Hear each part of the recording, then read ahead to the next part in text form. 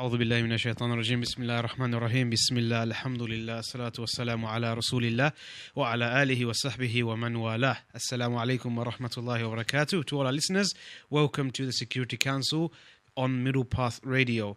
I'm one of your hosts tonight, Khabbab, and in the studio with me is also brother Zain. That's right, he's been away for a few weeks. I don't think we've heard from him for actually quite a long time. No, it's been actually a few months now, I think even. No, it's been a few weeks. I've been quite unwell actually for a whole week. I've been in bed, man, 6 days in a row with fever. Inshallah. So yeah, but I'm back with a vengeance. He's back.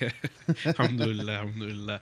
But again, before we do roll into today's discussions on the show, just to remind our listeners, please do join in with the discussions. You can call us, you can text us, you can WhatsApp us on our hotline number, which is 07477 080248. That's 07477 080248.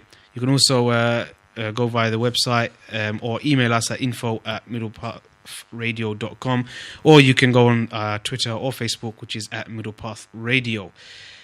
So, what have we got on for discussion tonight? Yeah, I mean, there's been a couple of things that have been really buzzing around all the social media.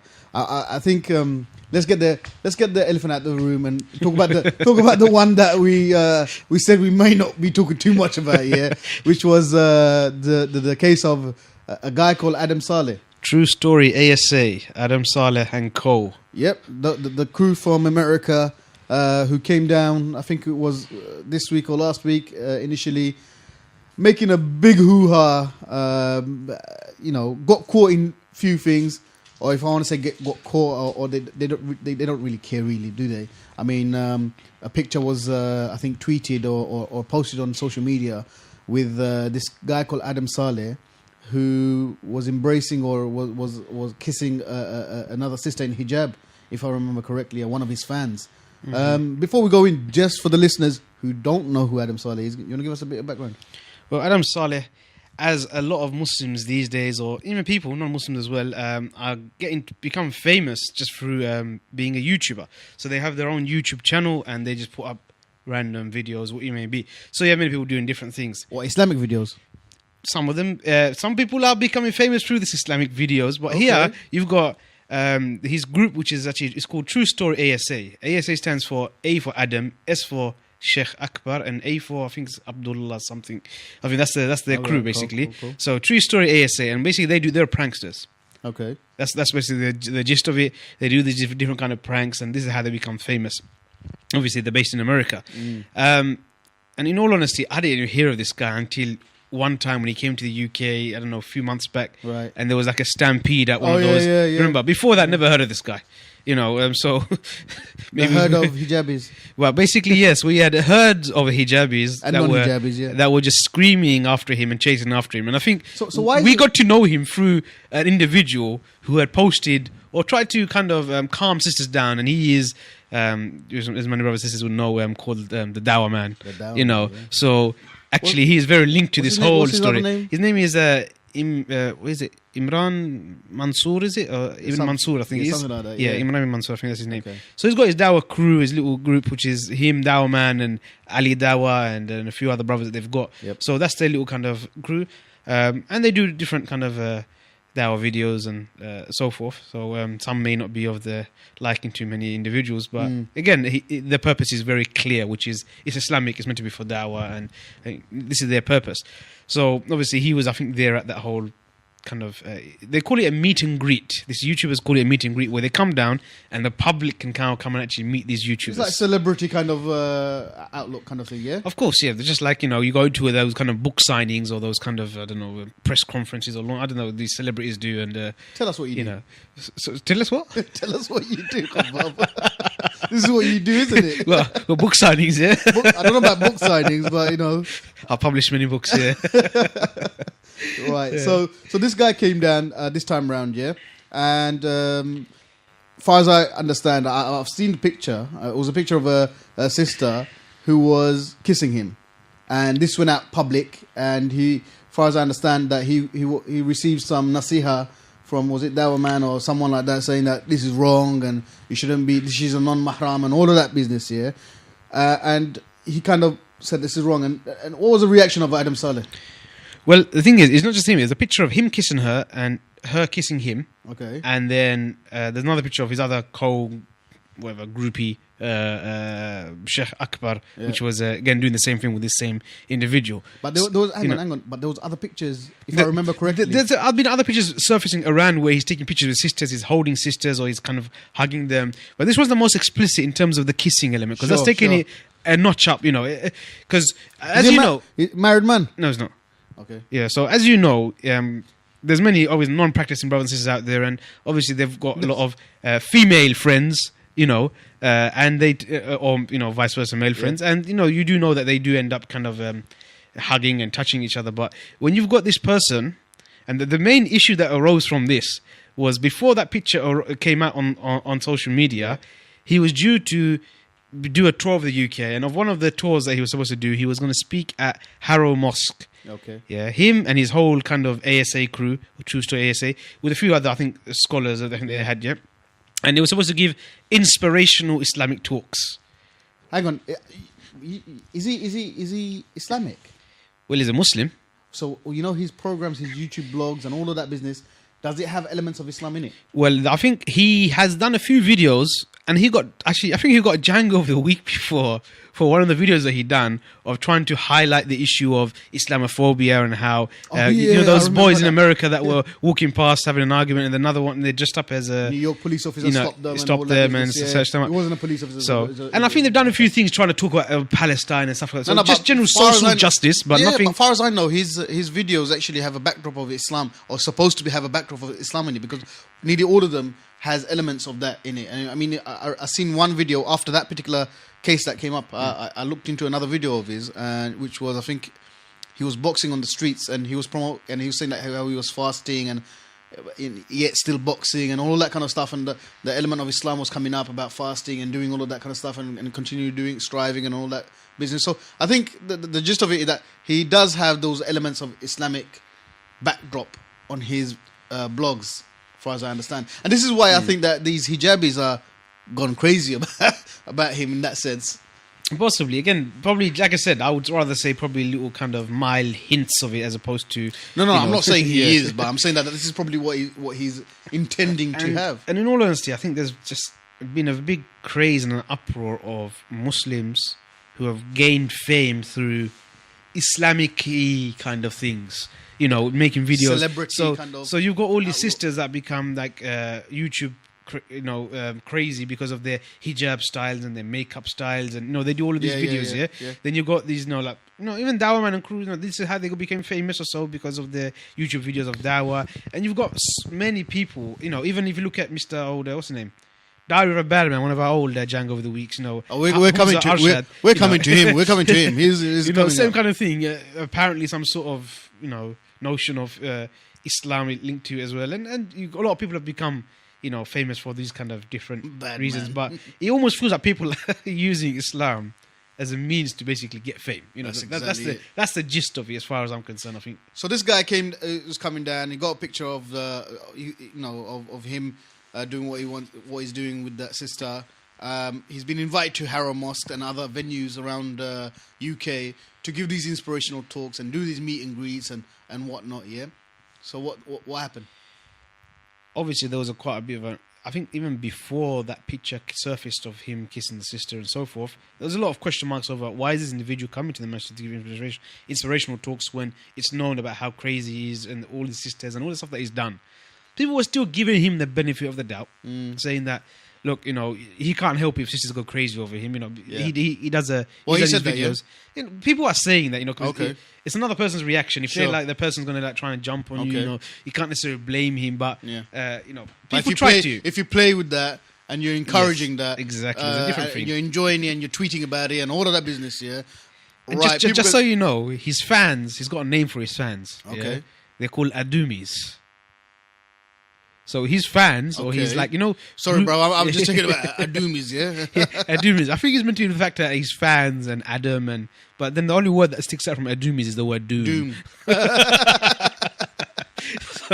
You don't sound really positive. That's where they go. No, they're doomed. They're doomed forever. But as I said, so there was question marks over him. But then that picture arose, and there was a big issue now. Look, he's coming to the mosque, and is this the person you want? Young youth. Youth will be coming to the masjid to listen to inspirational talks. Yeah. They want to look at the people who are speaking. They take it as role models, as inspirational figures. So really, is that an inspirational figure that somebody's going around hugging sisters, kissing sisters, and he doesn't care, and he actually likes it? So this was a big issue. And so what happened was there was actually a separate sister, who made a petition online, All right. to basically get Harrow Mosque to basically drop Adam Saleh from their list, Right. and his group basically from speaking. Sure. At the same time, Dawah Man and his crew, and this one is actually one of his group was Ali Dawah, was the main brother who was kind of dealing with that. They started basically they eventually then posted some stuff online talking about how this is wrong. He's been kissing sisters. That isn't correct. Basically saying that. A lot of people have criticised him, saying you should give nasiha in private and stuff like that. But they later released a video which kind of explained the whole story that they've had since day one when they interacted with them. Yeah. And I don't know if you get a chance to watch the video. I did. I watched the first 5 minutes. It was quite long, about 40 minutes or something. Yeah, 30 minutes or so. Like that. Yeah. So I did manage to watch it, skipped a bit of it, but I watched most of it. So I got the gist of the storyline of what's actually happened. Sure. With Adam Saleh and Dawah Man crew. But eventually what's happened is the mosque basically dropped Adam Saleh from the list. But what Adam Saleh started tweeting around was that he's been banned from praying at the mosque. There was no banning of them entering the mosque. Sensationalizing a story that will help his cause. And they said, am I not a Muslim that I'm not allowed to pray in a mosque? And, he was basically tweeting these kind of things out. And, Subhanallah. Almost making an issue out of it. And what happened was, I think it was MYH, Muslim Youth something, or MYC, Muslim Circles or something. I think they're the ones who organised the event. Yeah. And they basically said after speaking to some of the elders in the mosque and so forth, they felt that it wasn't, appropriate. I can maybe understand why they wanted to get him, because he attracts a crowd and possibly you want that crowd to come to the masjid. But in light of all these other things that are coming out about him, I don't think it's appropriate at all, really. So he's been dropped. Now, obviously, then on Facebook and on social media, some big kind of beef started between Dawah Man crew and True Story ASA. Okay. And eventually, in a nutshell, I don't know, should I run through the whole story? Put it in a nutshell because the gist of it, basically, when they came back for the meet and greet earlier in this year, I think earlier this year when they did the meet and greet and they came over, Dawah Man was down there. And he tried to advise the sisters. And what he tried to do, he got in contact with their, I don't know what they're called. It's like their manager or the promotional manager or something like that. So it's amazing, man. These YouTubers got promoters, man. They get UK promoters or regional promoters and things like that. Yeah. So they had the UK promoter, and basically he spoke to the UK promoter saying, basically what we want to do is we want to talk to Adam and just what they want to do. They want to give him nasiha. That's what it was. They wanted to just speak to him privately, give him nasiha. Sure. Now what happened was the promoter said, okay, what we'll do is what's your YouTube channel? They said what the YouTube channel was. We'll have a look at your videos, and if we feel it's beneficial for us to meet, we'll meet. After watching the videos, came back and says we don't feel that it's basically beneficial for you to us to meet with them. Basically, the whole gist of it was they didn't see any financial viability in meeting with these guys. So then, obviously, they went to that meeting greet time, and when their sisters were running around like crazy, Dawah Man had his mic up saying, "Sisters, please calm down," and this isn't right. And apparently, some of the sisters just start calming down and listening to them and so forth. And in the opportunity, he tried to go and basically speak with them. I think it was Sheikh Akbar or one of those. They managed to kind of speak and try to give some nasiha to them. And then afterwards, basically, he did release some videos, but Dawah Man is saying he's gone back through. I haven't watched those videos, but he's saying that in not one of those videos have I condemned, have I said anything against Adam Saleh. I talked about how sisters should behave and how they shouldn't be doing all of those kind of things. That video kind of spread viral, and what that did, that started knocking down on his ticket sales of his UK tour. Okay. People thinking, hang on a minute, ticket sales, sorry, UK tour. Yeah, he does a UK tour and he sells tickets, and people go. And what does he do in those arenas? We come to that. I actually don't know what he does, but I saw a video of something that he did in Bradford, so I can maybe I'll come to it at the end. Okay. We'll get there, but he does something anyway. So his ticket sales started going down. So then his promoter started getting in contact with Ali Dawah and those brothers, and saying, basically what you guys are doing, you're destroying you're knocking his credibility, his ticket sales. So basically, what you want to do is let's meet and let's talk. Okay. So now they're interested in talking with Dawah Man and crew. because there's a financial element to it. Sure. Before it wasn't. So then, what they wanted to do in the end was they wanted to discuss it, smooth things over, no problem. If they gave some nasiha, he said, no problem, I'm not going to do that anymore. I'm not going to take pictures with sisters and that kind of stuff. They made that guarantees, yeah. And they said, okay, no problem. And what they wanted to do at the end was actually take a picture of Dawah Man and Adam Saleh together. So in an attempt where people will see it and they say, look, it's resolved. There's no issue there. They support each other to boost his tickets back up again. What happened in that period of time, and Ali Dawah was told that if he sees any pictures of the girls together, what he'll inform the promoter. The promoter will take action. So it's about 3 or 4 occasions he popped up these pictures of him with sisters. He kept on sending it, saying, what's happening? You guys made an agreement. You're not going against it. Yeah. And eventually they just switched off and said, listen, we'll do whatever we like. It's none of your business. Yeah. And this is now becoming harassment. They actually said, we're going to go to the police. This is harassment and all of those. Okay. So they tried to go down a different kind of line. So then what happened was afterwards that picture came out. They tried many times to do the nasiha. Then eventually that picture came out of that sister kissing and so forth. And then they did a whole kind of rebuttal against that. Okay. This is the first time he actually went out on Adam Saleh, saying that this is wrong, what he's doing, and all of that kind of stuff. Yeah, because you wouldn't expose that to your own sister. You want your own sister and stuff like that to be stuff. Then after Adam Saleh was very adamant, came back strong, saying, "No, I'm not gonna go down. If kissing my adumis makes them happy, then I'm gonna do it all the time." So he said that if my mother wanted to get a kiss of Justin Bieber, if he made her happy, then so be, or something like that. Around that line, he kind of had a tweet. This guy is crazy, man. What is I gotta say that you must have no kind of this guy. Not even a brush or a hug, but this guy says that he doesn't mind his mother being kissed by another man, non-Muslim as well. Right. Okay. Yeah. Okay. Now we know his kind of thinking. Now we know where he's coming from. Exactly. Okay. So he's come down this line, and then what's happened is the promoter or the promotional manager of which is Naz Productions, if I'm correct. They then called Ali Dawah, and then he basically went very explicit in his foul language and attack on them. And I find it quite funny because I listened to the video. I don't know if you listened to the audio recording of the phone conversation. Yeah. But basically, you're saying, what are you guys doing? And it just kept, they beeped it out, all the F words they kept on using. Beep, beep, beep, beep, that. But then what happened at the end was, Yaz, and then there's Naz and there's Yaz. So I didn't realize there was a couple of them. There's a couple of them, yes. Yeah. So there's Naz and there's Yaz. And then basically it goes, that's it. If I get hold of you, and he's making this threat. He goes, no problem, no. He goes, watch, when I find you or something. He made some threat like that. He goes, no, don't worry. You tell me where you are, I'll come and meet you right now. You don't have to make those kind of things. He's saying it very polite. And I say, I'll come meet you. I can't meet you. All those kind of things. And then what happened was, he said that at the end they kind of hang up and they cut off the phone. They were saying, "What they're kind of making threats and so forth." And he said he shows their true picture of these people now. These were supposed to give a talk in the masjid, and now they're like, swearing and effing and blinding and all of that kind of stuff. So then what's happened is obviously the mosque dropped it, and then he was trying to whole thing about the mosque wise they've dropped me, and so basically there's been a big spat between that. Now he's gone running down a tour. Now it was clear, as you mentioned, what does it do with this tour? There was something in Bradford that happened. It was a picture. It was a video of him. He's wearing this some of the weird onesie of some animal of some sort. It comes out on stage and he's singing, and he's got thousands of hundreds of fans. Sorry, singing, hundreds of girls, hundreds of sisters, and he came out on the stage. And if my memory serves me correct, he was singing something along the lines of, "The thought of your lips or something makes me want to move my hips." Okay, so I'm sorry. It's probably something that our producer probably listens to. It was shocking. Mr. Producer, this is some things that you'd probably... No, you know what? Who'd listen to this kind of stuff?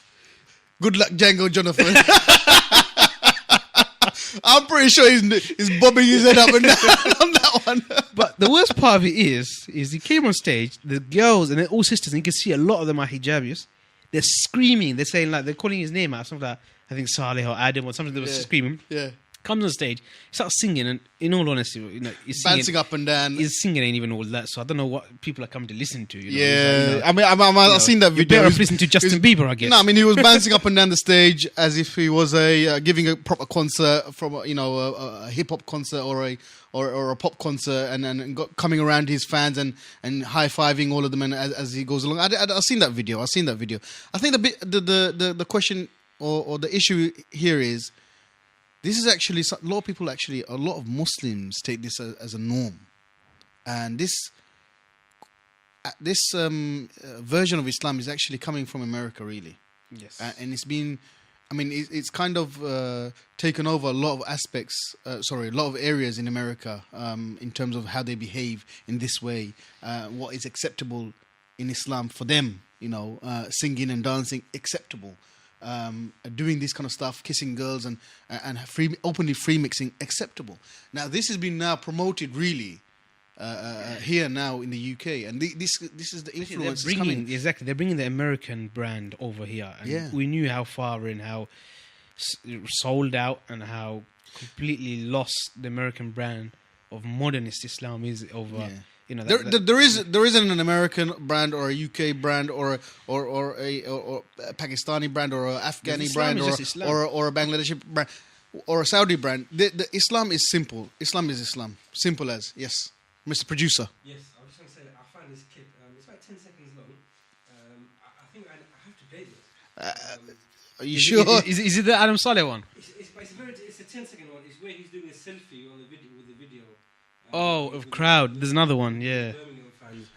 Just a little taster, just for our listeners to, just to see what they make out of it. Sure. What's up, Manchester?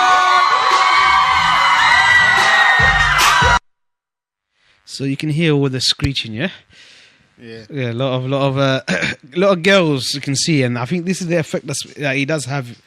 This is what happens in concerts and in all these pop concerts. And you mentioned Justin Bieber, who's that?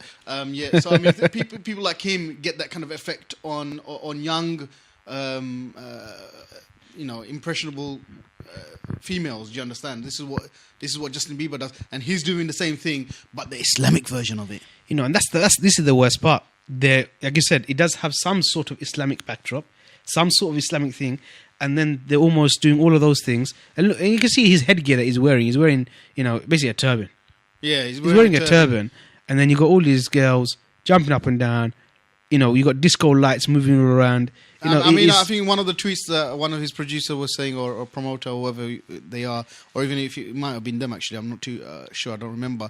But I read it on their Twitter account, and he mentioned the fact that they're boasting. Yeah, we are hugging them, and they're coming in their tens. 10 at a time. Sorry, 10 at a time. That's what they're saying, 10 at a time.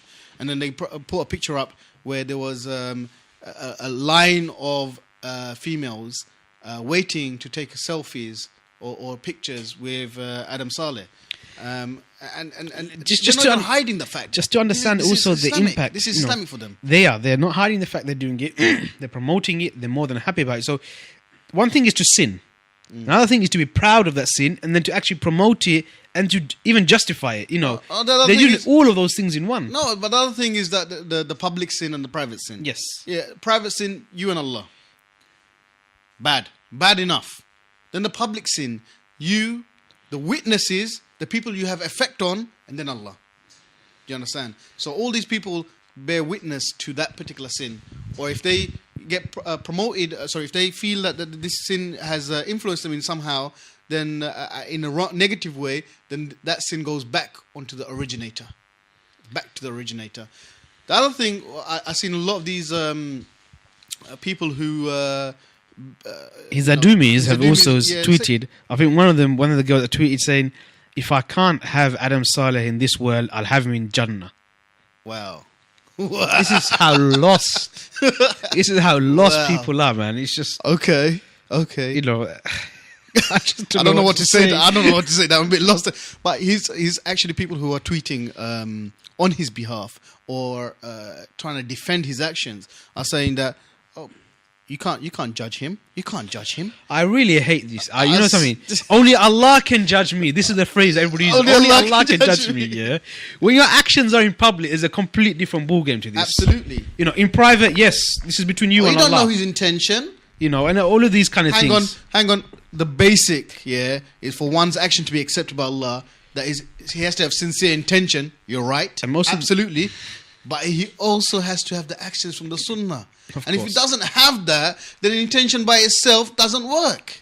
You have to have both. And even if you know, most of these girls are all after him, you'll find that, you know, I hate these phrases, deen over dunya. I mean, you know, those little kind of like, people have these little bios or those kind of statuses, deen over dunya, and, you know, only Allah can judge me. And Deen over dunya. Sorry, explain that one to me. I don't know, they probably mean that they love Islam so much that they're detached from the dunya, and then they're the same ones that are going to Adam Saleh's concert and saying, Okay, I want to go alright, yeah. Jannah. So you can see this, it's just ridiculous. It's kind of, you know, they're basically making Liberal Islamic, Sufi flex they're making kind of Islam very glamorous and almost like, you know, it's, and romantic, and I don't know what they're doing to you, but it's just, it's What is I mean, it's many things, but one of the things that come to my mind, you know, it's this superiority thing, you know, where we're living as a minority in a majority non-Muslim country. So what are they doing that we can bring into Islam that can help us be normal? Help and normal in whose eyes? exactly Whose the eyes? point. Not Islamic eyes, not the eyes of Allah, but the eyes of the people around you. So therefore, by default, your starting position is that you accept that you are not normal. That's right. You know, inferiority where we should. complex. The whole point is we know Islam is normal and it is correct, and everything else is abnormal. No, that is the correct disposition you should have. But as opposed to that, you straight away start, as I said, this inferiority complex that you have, that we are abnormal, we are different. Now, of course, yes, we are different. But we are different in the sense that we are on haqq, and that is batil. We are on truth, and that is in falsehood. You know, these kind of, there is a clear thing here, but we shouldn't be the case that we're the ones that need to conform to their way. That means you're giving into falsehood. You're giving into batil. That's right. So what's the difference between that and then going to a pub and having a pint? Do you understand? If you really want to be and take on that aspect of you know, the British culture or the American culture, why not go to a pub and have a pint? Why not go out clubbing? I'm assuming some of these people do go out. Well, I think clubbing, there's no much different from clubbing, between, you know. yeah. But you know, there's no difference. I mean, we're not saying. All we are saying is that we take what is good from society and leave those things that are not in Islam. Simple as these things, concerts and taking selfies and hugging women and kissing them that are non-mahram. That is, I mean, this is not in Islam. So take the good, right? What's good? Good question. But what's good in the UK culture, British culture? You know, punctuality, being smart, doing this, doing that, going to school, going college, whatever it may be. Yeah, take the good, but don't bring in things that are not in Islam. And this is what's happening. Guys who are coming from America, these Muslim celebrities who are coming from America. Some of these celebrities, by the way, are so-called shuyukh and imams. Let's not name anyone. But Everything has gone. It's a problem. It's a celebrity culture we live in now. These scholars have become celebrities, and then they're actually falling into that as well. You know, they're falling into the whole family. People saying, "Oh, your speech was so brilliant," and you know, they're almost believing their own hype. They're all, you know, all of those kind of things, and they're losing it. Even some of these shuyukh, they promote their own. How they promote their own kind of talks and things like that. Yeah, listen to the sheikh so and so is doing a talk here, and they're actually referring them to themselves. Do you understand? I haven't heard great ulama saying, "Sheikh, I'm a sheikh so and so, I will be speaking here," or whatever it means. They'll use their own names, and sometimes they get embarrassed in front of when you're introducing them and you're giving a bit of backdrop to who they are. Sometimes they say that's enough. You know, they be humble and they say, "You don't need to introduce me, it's okay," and whatnot. Whereas these new shuyukh, ulama, imams, speakers, celebrities coming in and promoting themselves. It's really embarrassing sometimes. Really embarrassing. I'm telling you, everybody's today become an ustad. Everybody today has become scholar, a sheikh. It's crazy. Everyone just throws the title Ustad, man. If people are getting these titles, we must be some sort of muftis. I thought we had Mufti Good Luck Django Jonathan. I mean, he's not here today, so I hope he's listening in. We'll be backbiting. But this is the danger that we're living, that everything's become so made celebrity. And I think, if I'm correct, it was Imam Malik who was... There was an incident where I think he was asked I forgot the incident. He was asked a certain number of questions. I can't remember how many it was, and out of all of those questions, he only managed to answer 3, and the rest of them he said, "I don't know." And then people were, astonished. He goes, "You're the great Imam, one of the most knowledgeable Imam Malik, and you don't know the answer to these."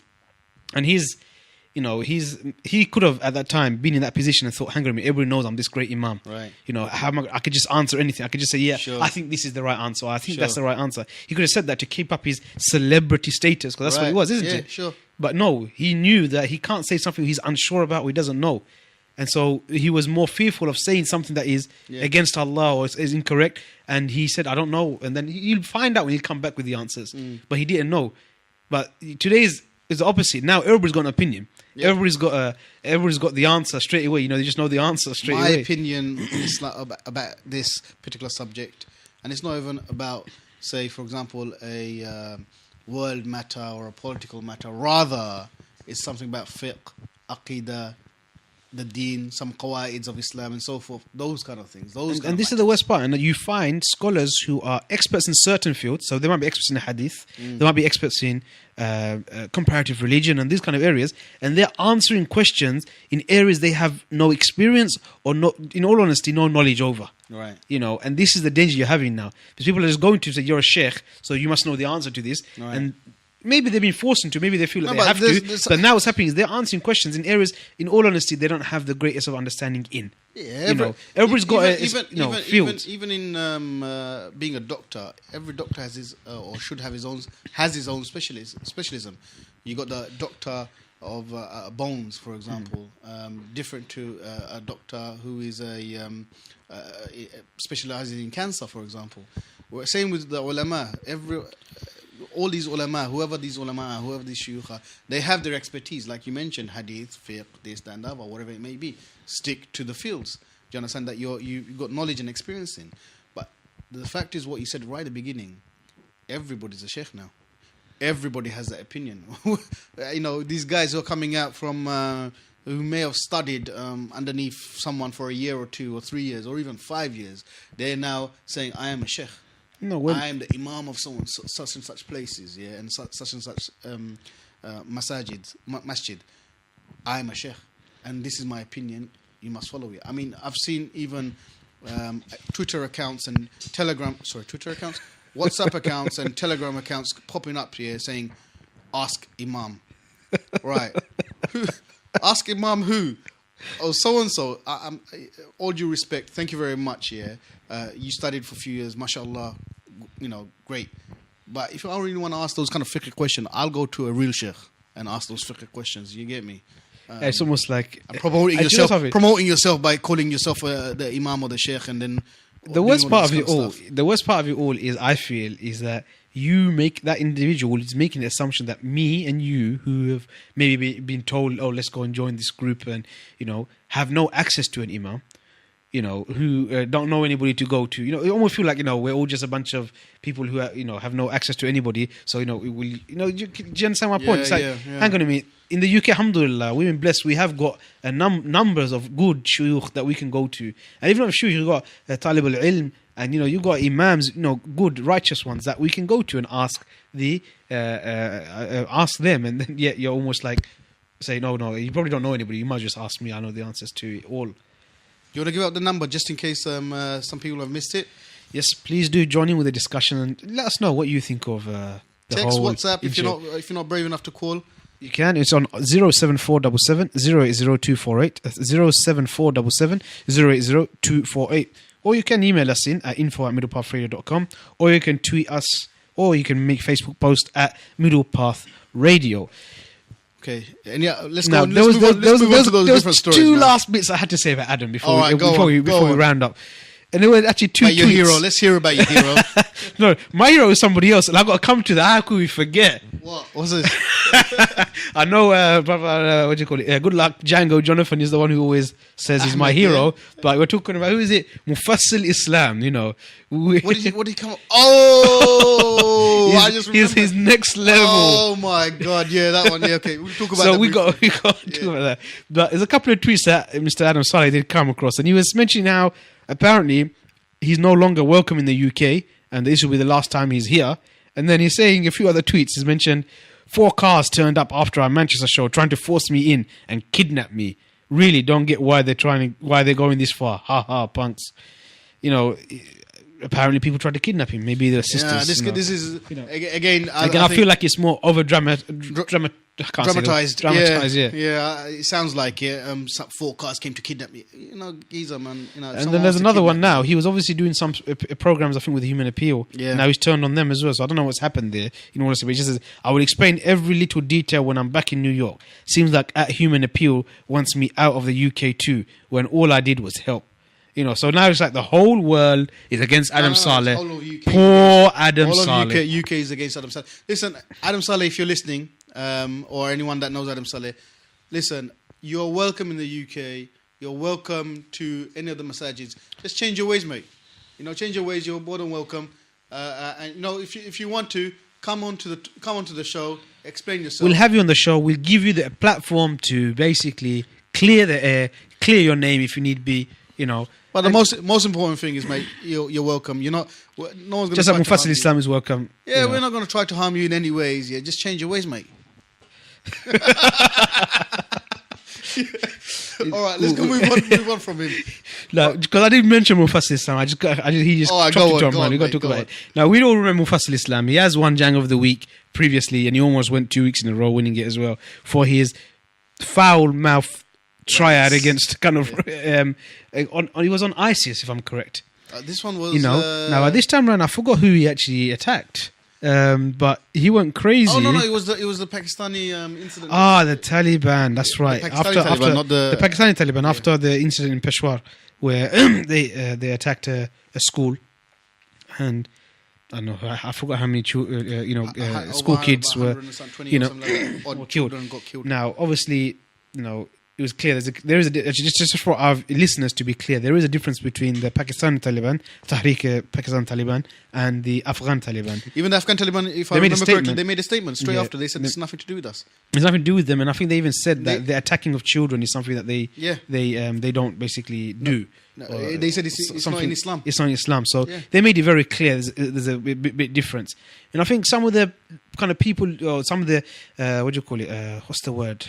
Commentators on the issue of who are more knowledgeable in that area, they've I think kind of mentioned that almost like the Pakistan Taliban are effectively like the ISIS kind of similarly in terms of some of their approach. You know, some of the comments that we've heard. So you know, they're a bit more far fetched as opposed to other kind of groups that are out there.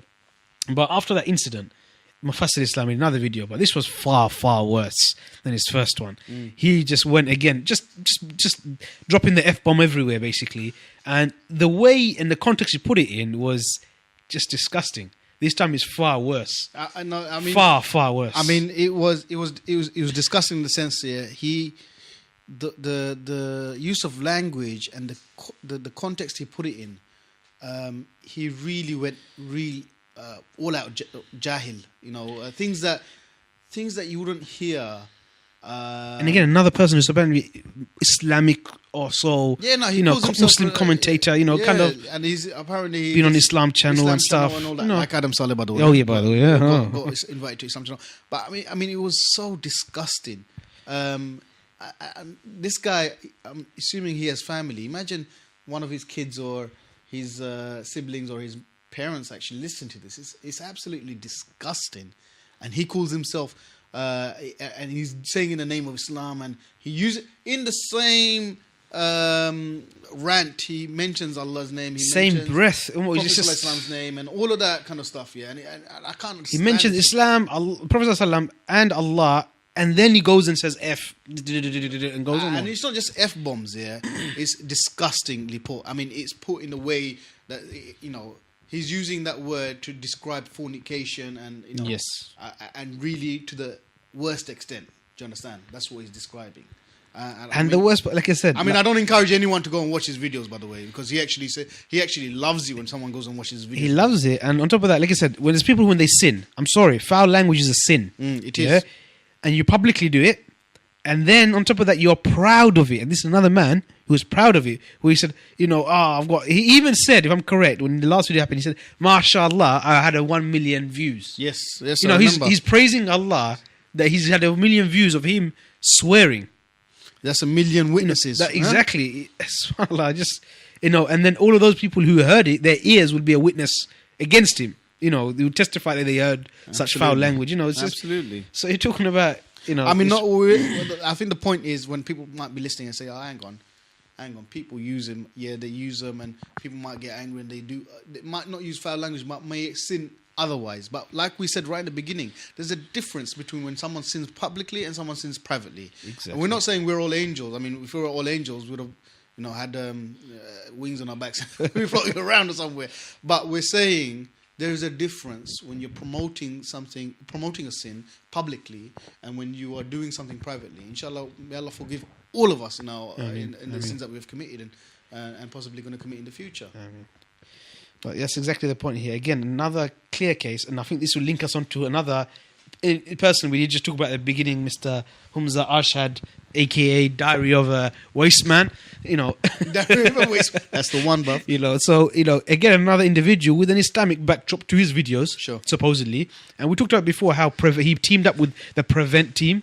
Oh, yes. Counter-terrorist kind of de-radicalizing. Yeah, he was doing some workshops in schools and so forth, yeah. And he made a whole video about, how his cousin or something became radicalized, but then he became de-radicalized and, What a waste, man. And go on, let's hear about but this. But he obviously made the video. And, again, the whole point of it is how, these individuals, and this is what you have to understand, elements of people who say this is a conspiracy theory, but this one was very clear. Prevent came and they said, we're going to work with you. That's right. And you got to think about people like Adam Saleh and other these kind of YouTubers that become very famous.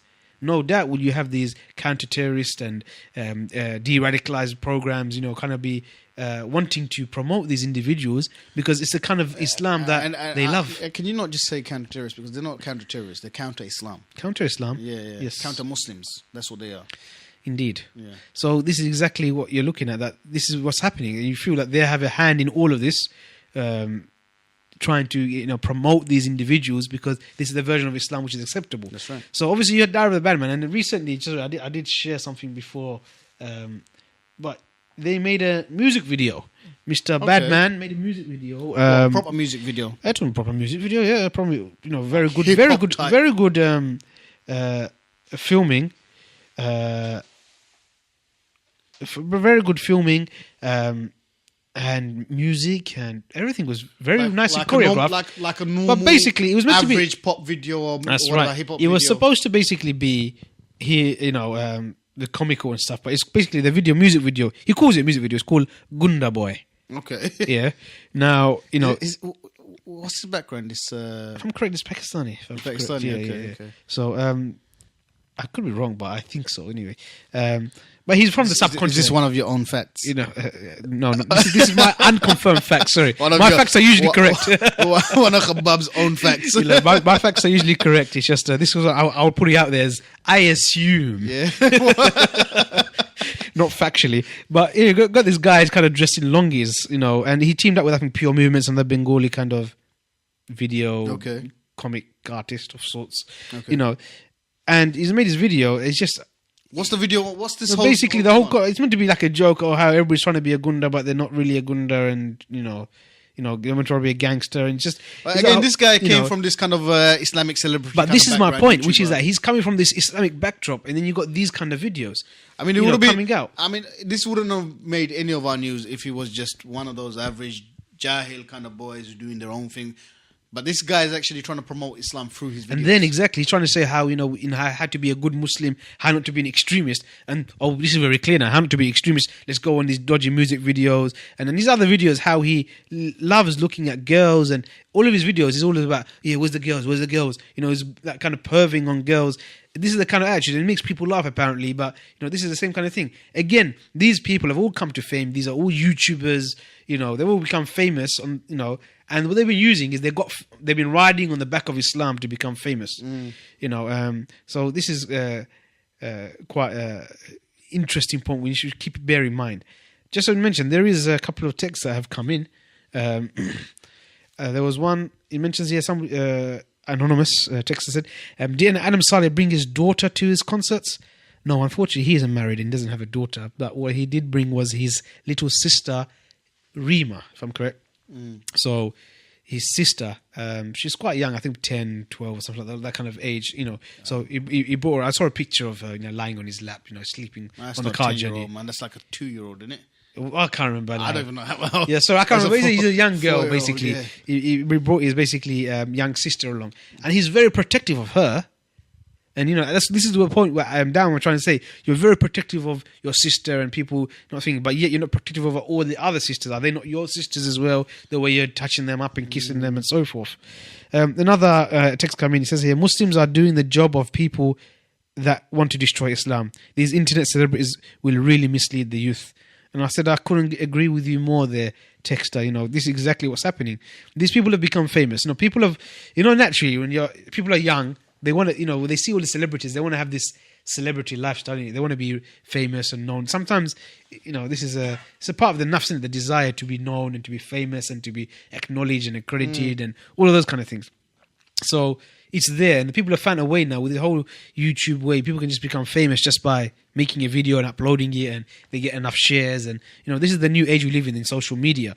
So they all become famous, but this is the key point here: they're all using elements of Islam to become famous, and then they're trying to portray an Islamic message through the videos. And it's exactly correct; they are misleading young people, and that's why, you know. And it's become, I think, even more clear after Haram Masjid did invite him. And then they pulled out. Alhamdulillah, I think they saved themselves. Just looking at all these videos and all these tweets that have come after this whole incident is very clear. This man is not Islamic whatsoever. You know, he's a Muslim by name. You know, whatever Islamic or Muslim, you know, whatever worship that he does, that's between him and Allah. I don't know about that. But what is very clear from what he has done publicly, what he has said publicly, there's no Islam in any of his actions. There's no Islam in any of his tweets. You know, he's publicly saying, if I want to kiss these girls, I'll kiss them if it makes them happy. If I want to hug them, I'll hug them. If my mum wants to get kissed by a non-Muslim man, it makes her happy, I ain't got no problem. You know, he's got no ghira in that sense. You know, these are I mean, I think, I hope and I pray that this guy understands sooner rather than later. I mean, let's just say that, you know, I'm just thinking he just probably said those things about his mother and all that kind of stuff, just to rebuff all these kind of comments that are coming through. And I hope that's the case. Because if he is truly thinking in that line that, oh, it's okay if someone kisses my mother, my wife, my daughter and things like that, then, you know, this guy is lost, totally lost. And I'm not too sure how, if he can come back from that. I'm sorry, I don't know no man that, you know, even if you put it in here, imagine that was his daughter. Would he like other random men to go around and just kissing his daughter? I'm sorry, I don't know what father... You know, man, I got exactly 3 daughters, man. I wouldn't let no one do that. So anywhere near my daughters. Yeah, he's more than happy to go around and do it to everybody else. You know. Again, there's another text coming in. It says here, everyone is going on sick for no reason about Adam Saleh. There's more important issues to talk about than just this one guy or any other Muslim celebrities. There's a true point here, which is that at the same time, all this negative publicity he's getting publicity. He's getting his fame. And as they say, any publicity is good publicity. Yeah, there's no such thing as bad publicity. Yeah, any publicity is good publicity because you're being known, you're out there. But I would say the flip side to that is that if there's someone is doing something openly wrong and promoting it and saying that this is actually Islam, then it's the job of those who understand to show them the right side of things, to show up the wrong, and correct the people, and to show the right of whatever it is. So I would say you have to look at both sides of it. Yes, there is a lot of attention at the moment, and there are bigger and more important things than Adam Saleh and what he's done. But unfortunately, a lot of people are falling into this trap and sins and so forth. And therefore, it's important for us to clarify and others to clarify it. It's true. But I agree with you on the other side of things that we shouldn't really push on too much about this guy and promote him in this manner. So, Jazakallah khair for the text, but yeah, we've got that. I think we've got that point. Yeah, and I think one of the other things was, you know, Dawah man, after some of his video that he kind of exposed the whole story of what's happened between them and Adam Saleh. a lot of people come back and say, they were thanking them, saying Jazakallah khair, I used to be one of his adumis now, after actually seeing this side, some comments said, I bought his tickets now. I'm not going to go to his events and so forth. Yeah, Jazakallah khair. Yeah, I've seen all of that. So inshallah, that's the benefit you want. You want it because some people, they don't really see what they just think. Nah, he's just been vilified. He's just been attacked by the haram police. As this is the kind of other thing. Haram police are going to jump on your back and make everything haram. And they don't realize that. Hang on, mate. There's something a bit more dark and devious behind all of this. So inshallah. Shall we move on? Is there any other stories that you want to share? No, there's nothing else at the moment. I've done my Mufassir Islam. I've got him in there, but it just remind me just to go back a bit, which is that we do have to have obviously Jango of the Week. I was supposed to mention at the beginning of the show, Jango of the Week are kind of Hall of Shame, and amazingly enough, I think the three kind of guys that have gone up are the last three I've talked about, which would be number 1, Adam Saleh. Number 2, Mufassir Islam. Number 3 is Humza Arshad, aka Diary of a Waste Man. They're the three, and amazingly, they've all been winners before. We'll reveal that who the winner is. They've all been winners before as well. So whoever gets it is going to be getting the second crown. Hang on, has someone who's done it twice? No one's done it twice. I don't think nobody's had it twice, have they? So this may be. Didn't Blair have it twice? No, I think we just about avoided him. Okay. Okay, so one final story before we move on, maybe, or we mention about the Jango of the Week, unless you got something else. No, that's it. By all means, go ahead. Going through something interesting, someone done an FOI request, which has revealed, and this is stated in the BBC News here, that the racism probe police officers avoid sack. So what's this about? So hundreds of police officers who have had complaints of racism against them upheld in the past 5 years have avoided the sack that has been released to the BBC.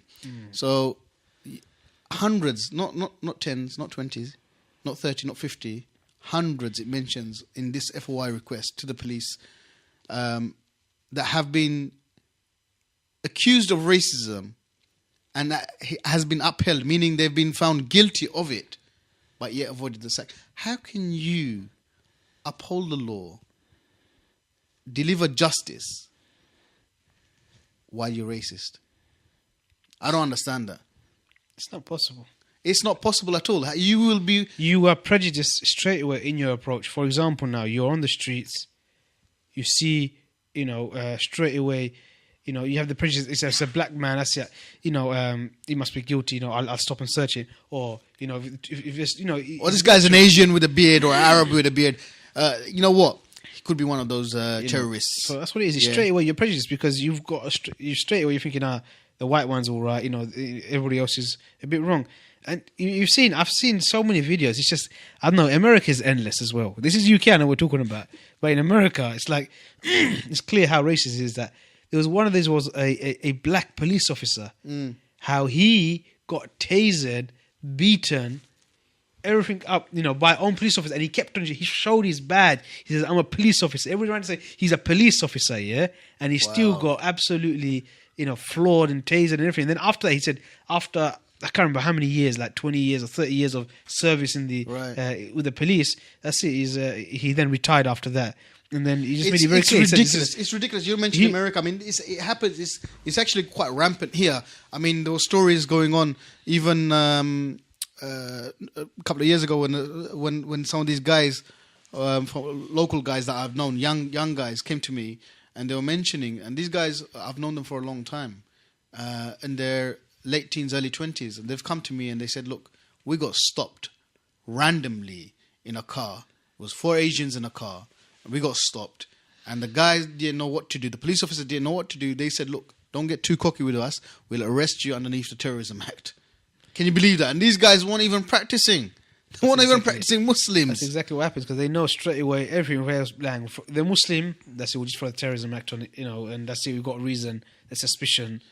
It's ridiculous. I mean, I mentioned in the past, we had Brother Azad Ali from MEND coming on, and I mentioned this, and I said, what about the racist police officers? How are you helping these police officers to understand Muslims?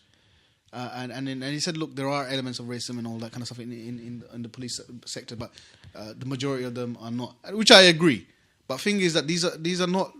I mean, I read reading on the article. It mentions about 20 officers that did get sacked in the last 5 years because of various reasons. They are from the Met, but he says hundreds. There are hundreds. They've been found guilty, but nothing happened. Basically, I mean, don't get me wrong. I had racist officers abusing their power with me myself growing up in this, in around London. I had those kind of effects. Even recently, in the last 3 years ago or 4 years ago, when there was an incident, when I was part of helping the community with the police to stop any kind of rioting happening. I got turned on by certain police officers and got hurled abuse at. When I turned around to other officers, I said, "Did you hear what he said?" They all looked at me and categorically said, "No." I said, "He was shouting at me. He was still shouting at me when I turned to the police officers. Those, he was calling me Paki and all of that kind of, those things."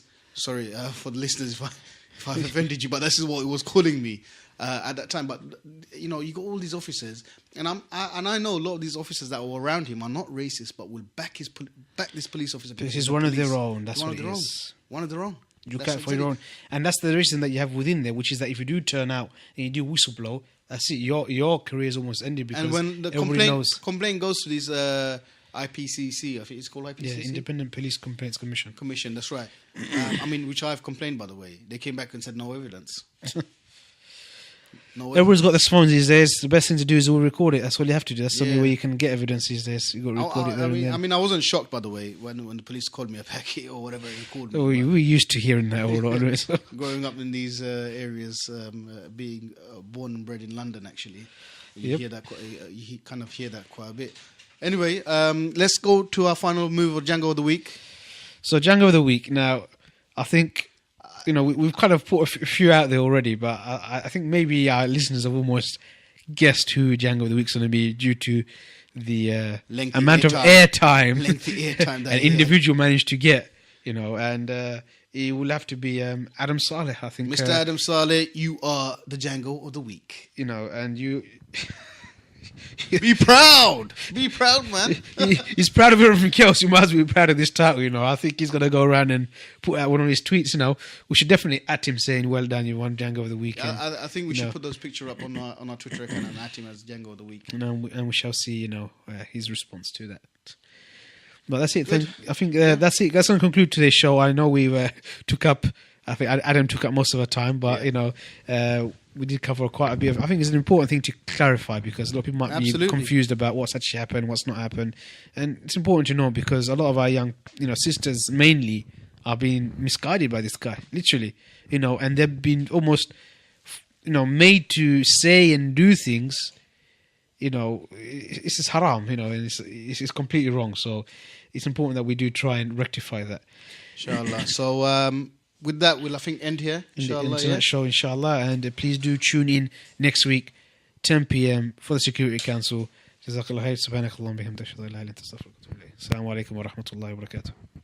In a world overrun by neocon warmongers, and with the mass media in the pockets of the cabal elite, there remains one bastion of truth amidst the confusion.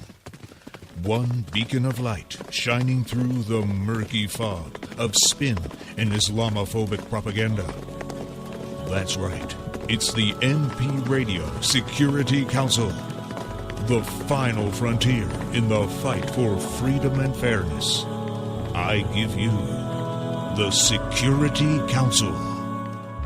أبدا لن نحيد أبدا لن نحيد أبدا لن نحيد عن خطى الإيمان دربنا درب قويم دربنا درب قويم بالهدى القرآني أبدا لن نحيد أبدا لن نحيد أبدا لن نحيد عن خطى الإيمان دربنا درب قويم دربنا درب قويم بالهدى القرآني سائر في طريق الحق يا جند الله. Middle Path Radio, your number one online Islamic Talk Station.